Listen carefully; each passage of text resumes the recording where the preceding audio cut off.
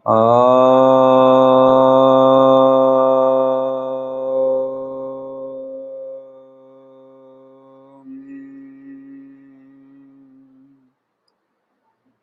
गुरु गणेशाभ्यां नमः।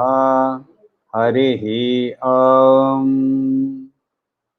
गीता स्वाध्याय 143वें सेशन में आपका स्वागत है। अभी हम अध्ययन कर रहे हैं अक्षर ब्रह्म योग, और अभी हमने 23वां श्लोक देख लिया था, तो उसको और एक बार दोहरा लेते हैं।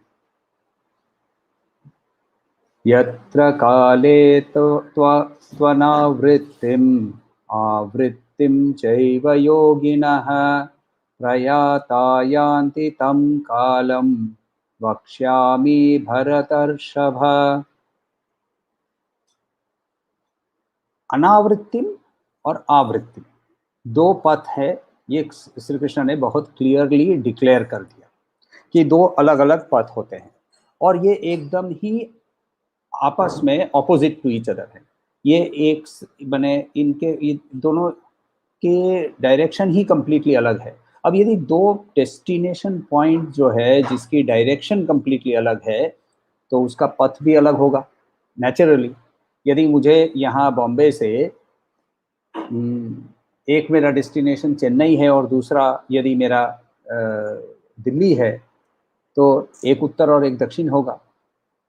उत्तर जाकर मैं दक्षिण पहुंचूंगा, ये हाँ हो सकता है बहुत पूरी दुनिया को घूमकर। तो यदि हम नॉर्मल सोचे तो हमारी सोच में यही होगा कि डेस्टिनेशन यदि अलग है तो पथ भी अलग होना चाहिए। तो ये पथ एकदम ही अलग है, ये जानकर इनका दो नाम भी दिए गए हैं। एक का नाम है देवयान और दूसरा पितृयान। देवयान, यान का मतलब होता है जर्नी, यात्रा। यात्रा वर्ड हम लोग तो यूज करते ही हैं। तो यान का मतलब जर्नी होता है। तो वैसे ही जब यान जर्नी है, प्रयान फाइनल जर्नी, लास्ट वाली जर्नी, इसको प्रयान बोलते हैं। तो यान जो वर्ड है, इसके और भी पर्याय शब्द हैं, तो पर्यायवाची शब्द हैं। इसका एक होता है, दूसरा होता है जो पथ है उसको भी यान बोलते हैं। जो हम वाहन यूज करते हैं, हाँ, तो आप जब एसी सेकंड क्लास में लिखा होता है ना कि एसी सेकंड वातानुकूलित यान, तो यान का मतलब कैरेज या वैगन, वाहन, वो भी माना जाता है। तो सब कुछ ही मगर यात्रा के साथ ही रिलेटेड है। तो ये यान जो है, इसके दो या दोनों जो डेस्टिनेशन पॉइंट, एक वापस आने वाला और एक नहीं वापस आने वाला, ये जो दोनों श्री कृष्ण ने बताए, ये दोनों को उन्होंने, ये शास्त्र ने नाम दिया है देवयान और पितृयान। देवयान पाथ ऑफ नो रिटर्न, अनावृत्ति, और जो पाथ ऑफ रिटर्न है उसको, जो आवृत्ति का पथ है, इसको पितृयान बोलते हैं। पितृयान और देवयान का फर्क यहाँ क्यों है कि देव जो है वो इस मटेरियल वर्ल्ड के साथ एंगेज नहीं करता है, इन्वॉल्व नहीं रहता है, ऐसा हम लोग मान के चल रहे हैं। पितृ जो है वो हर समय हमारे साथ एंगेज रहता है, इसीलिए इसको पाथ ऑफ रिटर्न बोला गया है। तो इसको समझने के लिए श्री कृष्ण हमें दूसरे नेक्स्ट दो श्लोकों के अंदर में इसके बारे में समझाते हैं। आज इन दोनों श्लोकों का हम लोग अध्ययन करेंगे। तो लेट अस सी दैट श्लोक नंबर 24। अग्नि ज्योतिरः शुक्लः षण्मासा उत्तरायणम् तत्र प्रयात गच्छन्ति ब्रह्म ब्रह्मविदो जनाः। अग्निर्ज्योतिरः शुक्लः षण्मासा उत्तरायणम् तत्र प्रयात गच्छन्ति ब्रह्म ब्रह्मविदो जनाः।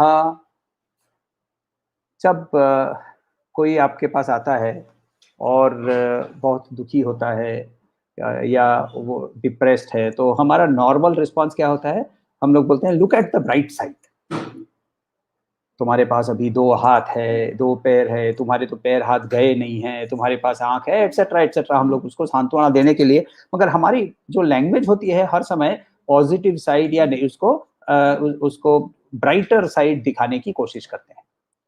वैसे ही श्री कृष्ण यहाँ हमें जो अनावृत्ति का पथ है उसके बारे में समझाते हुए सारी जो ब्राइटर थिंग्स हैं, जो उज्जवल चीज है, उनके बारे में डिस्क्रिप्शन कर रहे हैं। तो क्या क्या उन्होंने बोला? उन्होंने बताया अग्नि, ज्योति, आहा यानी दिन, अग्नि हम लोग समझते हैं, ज्योति यानी जो फ्लेम, अग्नि, अग्नि ज्वाला भी हो सकती है, राइट? वो जो कोयले के एम्बर्स हैं वो भी अग्नि ही है। ज्योति या जो फ्लेम है वो जो दिखता है वैसा, आह यानी दिन, शुक्ल यानी जो चंद्रमा का शुक्ल पक्ष, और षण्मासा उत्तरायणम, उत्तरायण के जो 6 महीने हैं, इनके बारे में बताते हुए बोलते हैं इस पे जो इन इन पीरियड में जो जाता है, जो प्रयाता, प्रयाता का मतलब जो जाता है, तो जो वो ब्रह्मा, जो और जो ब्राह्मण को जानता है वो ब्रह्म के पास पहुंचता है। यहाँ हम लोगों को एक चीज समझना जरूरी है कि ये जो इंडिकेटर बताए हैं, ये है इंडिकेटर्स ऑफ देवयान। क्या क्या इंडिकेटर हैं? अग्नि है, ज्योति है, दिन है, शुक्ल पक्ष है, और उत्तरायण का समय है। भीष्म पितामह के प्रयाण का समय, वो जब शरशैया पे लेट गए थे, तो शरशैया पे लेटने के बाद उनको इच्छा मृत्यु का वर था। इच्छा मृत्यु के वर के कारण उन्होंने डिसाइड किया था कि उत्तरायण होने के बाद, शुक्ल पक्ष होने के बाद, दिन के समय मैं अपने शरीर को त्यागूंगा। ये यदि लिटरली सही है कि जो अग्नि के माध्यम से या ज्योति के माध्यम से षण्मास के, उत्तरायण के षण्मास में शुक्ल पक्ष में शरीर त्यागता है, वो देवयान में चला जाता है, वापस नहीं आता है, यदि ये लिटरल सेंस में सही है, तो फिर हम लोगों को जो वापस आना कंप्लीटली हमारे चांस पे हो जाता है। ये चांस, ये फिर तो वो रैंडम पासा फेंकने का, फेंक कर तय लग गया तो लूडो की गोटी निकल गई, नहीं लगा तो घूमते रहो, ऐसा तो हो ही नहीं सकता ना।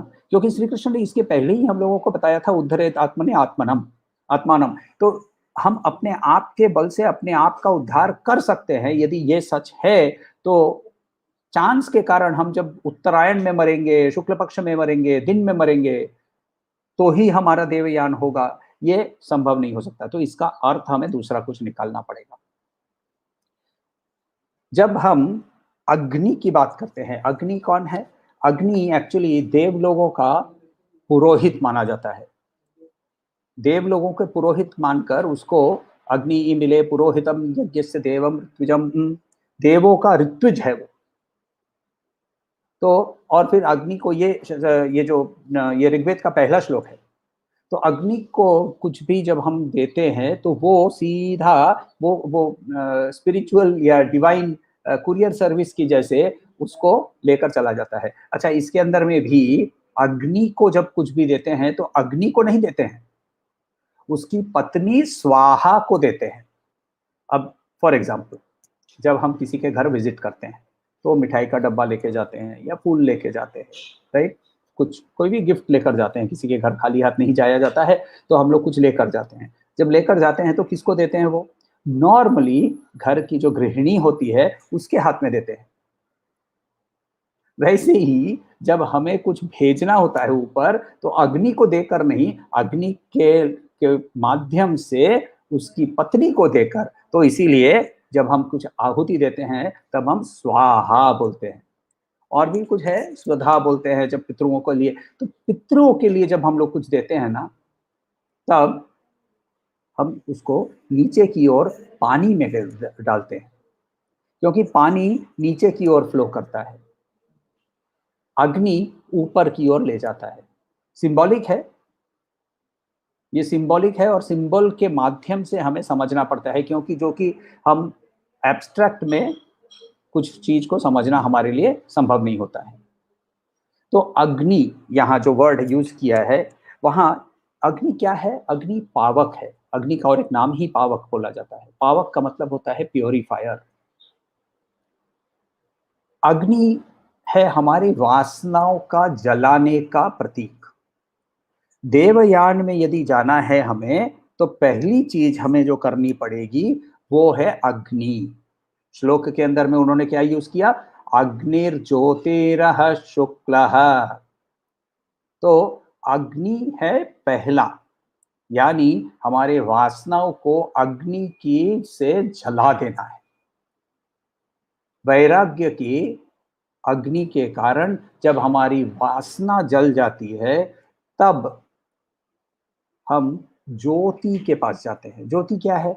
दीपक की जो जो फ्लेम होती है, उसको हम ज्योति कहते हैं। तो उस ज्योति वो जेंटल होती है। अग्नि जो है वो ज्वाला की जैसे जल रही है, वो एकदम वो हम it is a fierce fire. फिर वो ज्योति जब बन जाती है, तब वो जेंटल हो जाती है, नरम हो जाती है। और ये है उपासना। उपासना का प्रतीक है। जब हम घर पे पूजा करते हैं, तब क्या करते हैं? हम बड़ा सा कोई अग्नि नहीं जला देते हैं वहां, हम छोटा सा दीपक जलाते हैं। क्यों? क्योंकि वो दीपक हमारे उपासना का प्रतीक है। अग्नि ज्योति शुक्ल।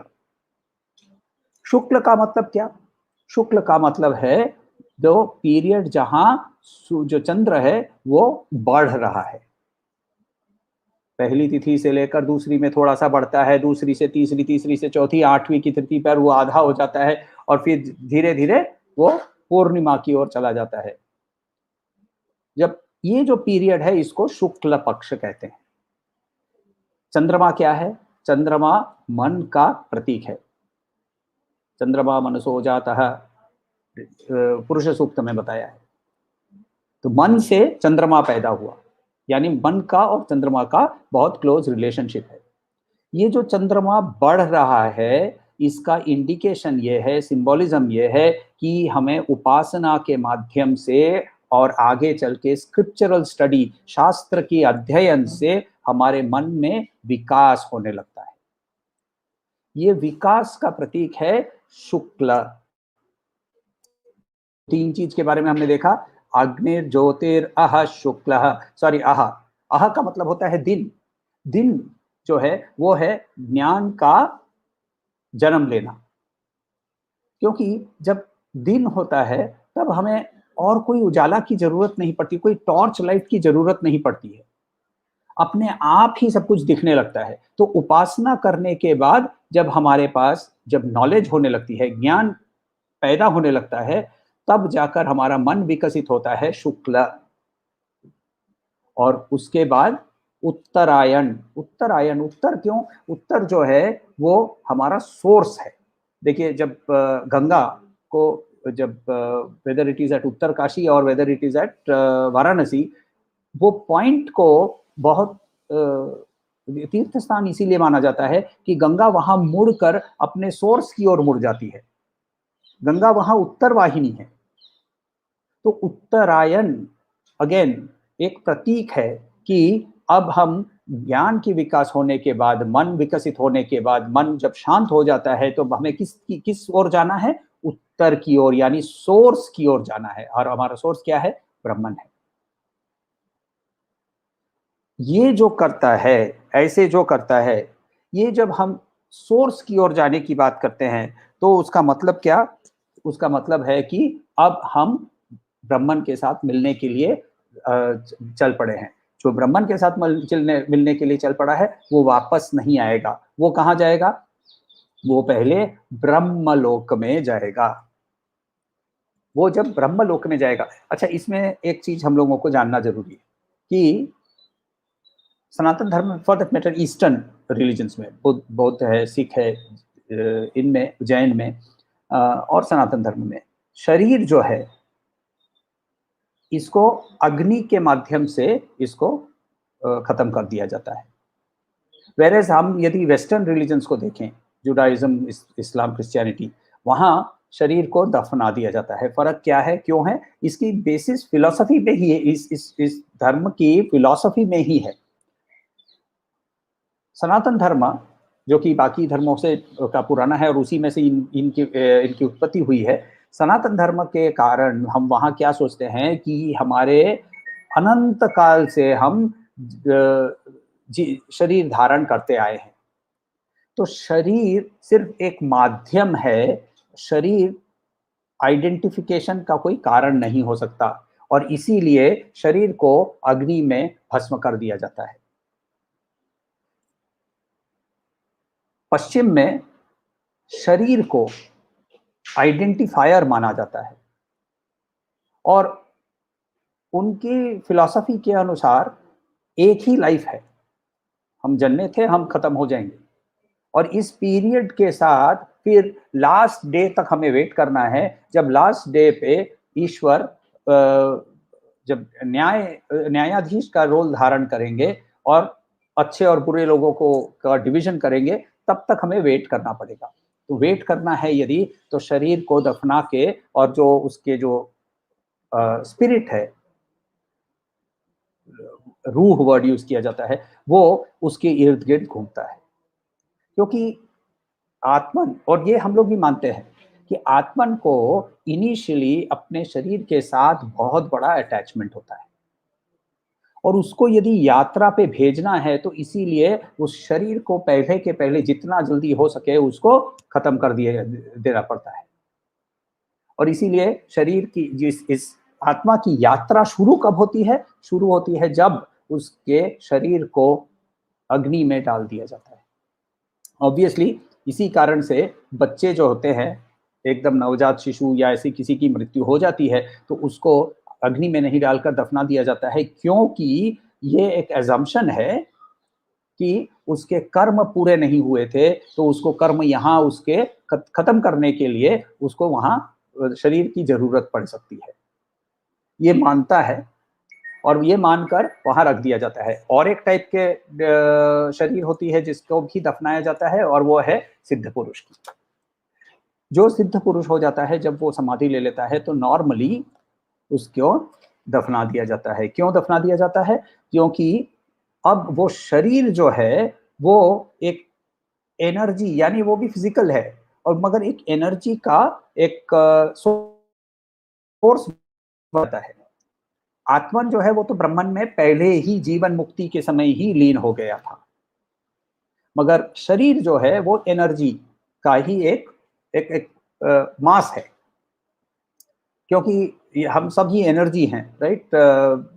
E is equal to MC square करके आइंस्टाइन ने बताया, मगर हमारी बिलीफ सिस्टम उसके बहुत पहले ही, आपको यदि इसके बारे में विश्वास करना है तो आप योगानंद जी की किताब में पढ़ लीजिए, तो which was more than 50 years before Einstein's theory, जहां वो बोलते हैं कि the entire universe is nothing but energy in vibrating in different vibrational frequencies.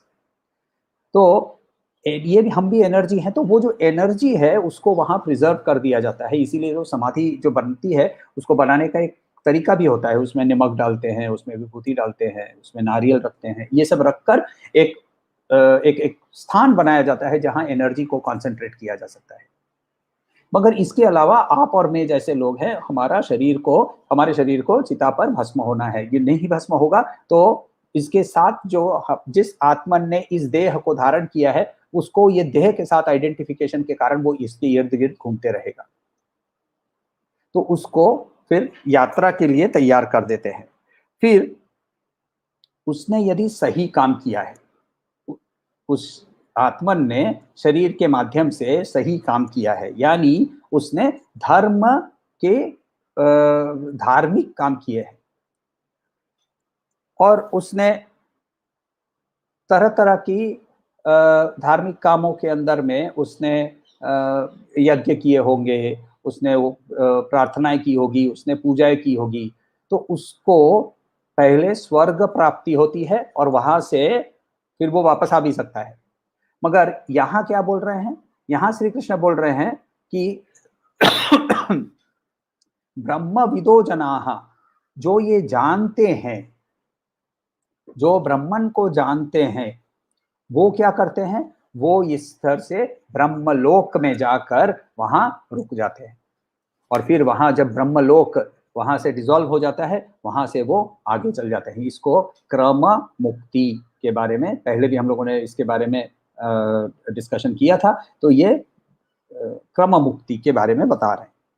तो जो ब्रह्मलोक में पहुंच जाते हैं, वहां फर्दर उनकी कोई वासना बाकी भी रह गई होती है, वो भी वहां धीरे धीरे क्षय हो जाती है, और फिर आगे से वहां से वो आगे चलते हैं।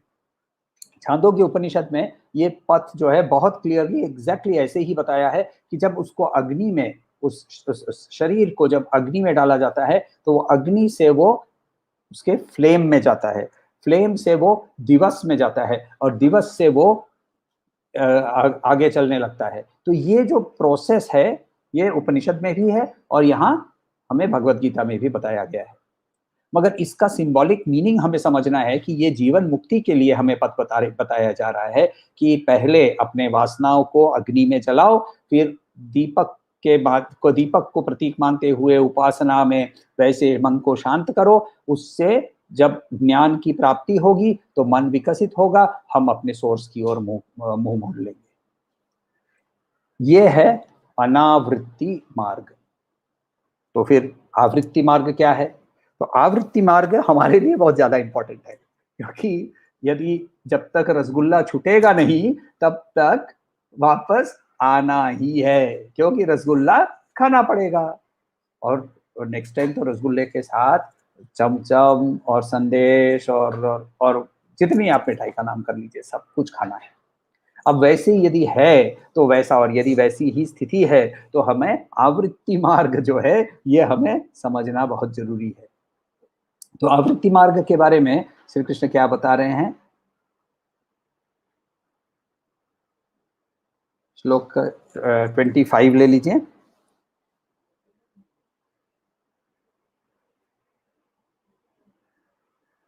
धूमो रात्रिस्तथा कृष्णः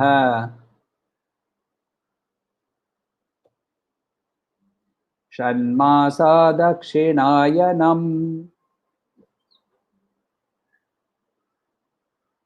तत्र चान्द्रमसं ज्योतिः योगी प्राप्य निवर्तते।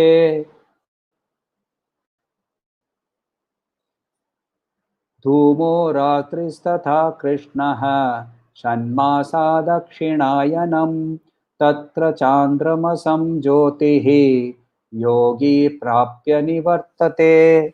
तो यहाँ फर्स्टली एक चीज समझना जरूरी है कि श्री कृष्ण ने यहाँ योगी वर्ड यूज किया है। योगी क्यों यूज बोल रहे हैं? नॉर्मली हम लोग योगी जिसको किसको बोलते हैं? जो युक्त आत्मा है उसको योगी बोलते हैं। यहाँ श्री कृष्ण यहाँ योगी वर्ड यूज कर रहे हैं उसके लिए, वो क्योंकि उसने सद्कार्य किए हैं, भले ही उसके अंदर में कामना या वासना थी, मगर उसने कार्य जो है उसके अंदर में उसका इंटेंशन भला था। तो इसीलिए भले वो योगी है मगर उसको वापस जरूर आना पड़ता है। धूम यानी धुआं। धुआं से क्या होता है? इसके पहले हमने क्या देखा? अग्नि। अग्नि से क्या होता है? लाइट स्प्रेड करती है। धूम से क्या होता है? अग्नि को भी वो ढांक देता है, तो ऑब्सक्योर करता है, ढांकता है, आवरण बन जाता है। तो धूम, दूसरा रात्रि अंधकार, तथा कृष्ण, कृष्ण पक्ष के बाद यानी जिसमें चंद्रमा पूर्णिमा से लेकर अमावस्या तक चंद्रमा धीरे धीरे धीरे धीरे घट रहा है। दक्षिणायनम, षण्मासा दक्षिणायनम। तो ये दक्षिणायनम का मतलब जब सूर्य जो है वो दक्षिण की ओर जाता है। अच्छा, सूर्य नहीं जाता है, याद रखिएगा, ये हमारे अर्थ का एक्सिस का टिल्टिंग के बारे में होता है, मगर सूर्य को, हम लोगों को ये लगता है कि सूर्य अभी दक्षिण की ओर जा रहा है। यानी तुला की संक्रांति से लेकर मकर की संक्रांति के जो 6 महीने हैं, अप्रोक्सीमेटली जुलाई 15 से लेकर जनवरी 14 तक की पीरियड को दक्षिणायन कहा जाता है। यानी यहाँ सूर्य जो है वो दक्षिण की ओर जा रहा है, यानी हमारे सोर्स से दूर जा रहा है। दक्षिण की दिशा का जो जो दिक्पाल है उस वो है यमराज। डेली संध्या के समय संध्या की उपासना के समय दक्षिण की ओर मुंह करके यमाय नमः बोलना पड़ता है। तो ये दक्षिण दिक्पालकाय नमः, तो वो दक्षिण का यानी यम है। यम का मतलब होता है मृत्यु का नियंत्रण करने वाला। और यहाँ हम मृत्यु शरीर के बारे में नहीं बात कर रहे हैं ना। श्री कृष्ण हमारे साथ शरीर के साथ उनको कोई संबंध ही नहीं है, वो हमारे आत्मन की। तो आत्मन की मृत्यु क्या है? उसको वापस आना, उसको मृत्यु है, क्योंकि उसको वापस जन्म लेना पड़ेगा। जन्म लेगा तो वापस मरना पड़ेगा, और ये आइडेंटिफिकेशन में वो फंसा रहेगा। और वहां से वो कहा जाता है चांद्रमसम ज्योति ही। चंद्रमा की ज्योति कहाँ से आती है? चंद्रमा की ज्योति बहुत सुंदर लगती है, रोमांटिक, इसके बारे में बहुत सारी कविताएं हुई है। मोहम्मद रफी साहब ने चौदहवीं का चांद भी गाया हुआ है। मगर ये चंद्रमा की ज्योति कहाँ से आती है? चंद्रमा की ज्योति रिफ्लेक्टेड ग्लोरी है, रिफ्लेक्टेड ग्लोरी है, रिफ्लेक्टेड लाइट है। हमें एक रसगुल्ले से जो आनंद मिलता है वो आनंद नहीं, सुख है। और वो सुख कहाँ से आ रहा है? वो सुख इसीलिए आ रहा है क्योंकि वो अल्टीमेटली ब्रह्मन का ही अंश है। विषय वस्तु व्यक्ति के माध्यम से यदि हमें सुख की अनुभूति हो रही है, वो रिफ्लेक्टेड है ब्रह्मन की। जो ब्रह्मन यानी सूर्य की जो रिफ्लेक्शन है वो इस छोटी छोटी चीजों के अंदर में रिफ्लेक्ट होकर हमें मिलती है। इसीलिए चांद्रमस ज्योति यहाँ स्पेसिफिकली मेंशन किया है। तो श्री कृष्ण यहाँ बहुत क्लियरली हमें दो पथ के बारे में बता रहे हैं। एक पथ जो पाथ ऑफ लाइट, अग्नि, ज्योति, आह, शुक्ल और उत्तरायण। और दूसरा है एग्जैक्ट इसका धूम, रात्रि, कृष्ण पक्ष, दक्षिणायन, यानी moving away from the source, moving into engagement, intelligence, continuously body mind intellect, बुद्धि शरीर मनस के साथ जुड़े रहना, इसके चक्कर में फंसे रहना। और इसके चक्कर में भले वो व्यक्ति अच्छा काम भी कर रहा हो तो उसको क्या मिलता है? स्वर्ग प्राप्ति। स्वर्ग प्राप्ति में क्योंकि उसके साथ अभी भी वासनाएं जुड़ी हुई है, तो वो स्वर्ग प्राप्ति में वो भोग के जगह पे जाता है। वहां भय नहीं होता है क्योंकि वहां यमराज नहीं है। यमराज दूसरे जगह में रहते हैं ना, वो मृत्यु लोक पे रहते हैं। इस लोक को ही मृत्यु लोक कहा जाता है। तो वहां यमराज नहीं है, वहां भूख नहीं है, वहां प्यास नहीं है, बहुत आराम से वहां वो भोग है। जैसे ही भोग खत्म होता है, इसमें आगे के चैप्टर 50 में बहुत डिटेल में श्री कृष्ण इसके बारे में बताएंगे। इस ये वो भोग खत्म होते ही, क्रेडिट कार्ड की बैलेंस खत्म होते ही वापस आकर क्रेडिट कार्ड के बैलेंस पे पैसा डालना पड़ेगा। तो ये जो कंटिन्यूअसली ये साइकिल के अंदर में जीव जो है वो ब्रह्म की ही अपने वासना के साथ जोड़कर ये यहाँ ये वो तरह तरह फॉर्म होता है, तरह तरह के सृष्टियों में, तरह तरह के योनियों में वो जन्म लेता है। उपनिषद बहुत अच्छी तरह से इसको डिस्क्राइब करता है। और वो उपनिषद बोलता है कि संकल्पन स्पर्शन दृष्टि मोहेर ग्रासाम्बु पृष्ठया चत्मा वृद्धि जन्मा। तो संकल्प, स्पर्श, दृष्टि है कि जो जो वृष्टि है, ये जो इसकी वृष्टि से मोहित होकर आत्मन जो है वो तरह तरह के जन्म लेता है। तो और कैसे जन्म लेता है? कर्मानुगान्य क्रमेण देही स्थानेषु रूपान्य भी संप्रदते संप्रपद्यते। सॉरी। तो यहाँ क्या बोल रहे हैं कि अपने कर्मों के जैसे, तो यहाँ जिस प्रकार शरीर जो है वो अन्न, जल और वर्षा के माध्यम से शरीर का संवर्धन होता है, शरीर बढ़ता रहता है, उसी प्रकार आत्मा जो है इस शरीर में दृष्टि के आकर्षण से, स्पर्श के मोह से, संकल्प यानी इमेजिनेशन के जादू से क्रमशः अपने उचित स्थानों पर उत्तरोत्तर रूपों का धारण करते रहता है, क्योंकि वो अपने कर्म के अनुसार ही प्रगति कर सकता है। कर्ता एवं भोक्ता भवति। तो उसके रूपों के निर्धारण के से वो कर्मों के अनुसार वो अपने अपना रूप धारण करते रहता है। तो अच्छे कर्म किए हैं, अच्छे कर्मों के कारण उसे वापस जब आना पड़ता है तो उसको कुछ उसकी स्कूल में उसकी पढ़ाई आगे बढ़ी है, दूसरे क्लास में जाता है। तो ये प्रोसेस मगर तब तक चलते रहेगा जब तक हम उल्टे डायरेक्शन में चलेंगे, जब तक हम सीधे डायरेक्शन में नहीं चलेंगे। सीधे डायरेक्शन में क्या करना है? सीधे डायरेक्शन में यानी हम लोगों को अग्नि यानी वासनाओं को जलाना है, दीपक यानी अग्नि के बाद ज्योति यानी दीपक यानी उपासना करनी है, ज्ञान की प्राप्ति करनी है, शुक्ल पक्ष मन को विकसित करना है और उत्तर की ओर जाना है, सोर्स की ओर मुड़ जाना है। ये जब हम करेंगे तब अपने आप ही हम एक कैवल्य की ओर जा सकते हैं। सवाल हो तो पूछिए।